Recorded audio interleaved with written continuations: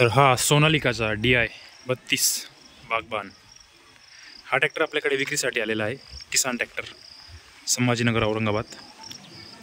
ट्रॅक्टरची कंडिशन बघू शकता. चारी टायर नवीन आहे याचे. बॅक साईडने बघू शकता आपण, पूर्ण नवीन कंडिशनमध्ये ट्रॅक्टर आहे. पाठीमागे डाबर पट्टी टापली नाही याला. 2023चा मॉडेल आहे. चारी साईडने बघू शकता नवीन ट्रॅक्टर आहे. फक्त 400 तास चाललेला आहे. हे मीटर बघू शकता आपण. याची प्राईस ठेवली आहे 4,30,000 रुपये, जे की निगोशिएबल आहे, कमी जास्त होऊन जाईल. जे कोणी इंटरेस्टेड असेल त्यांनी लवकरात लवकर कॉन्टॅक्ट करावे. खाली कॉन्टॅक्ट नंबर दिला जाईल. 2023चा मॅन्युफॅक्चर आहे.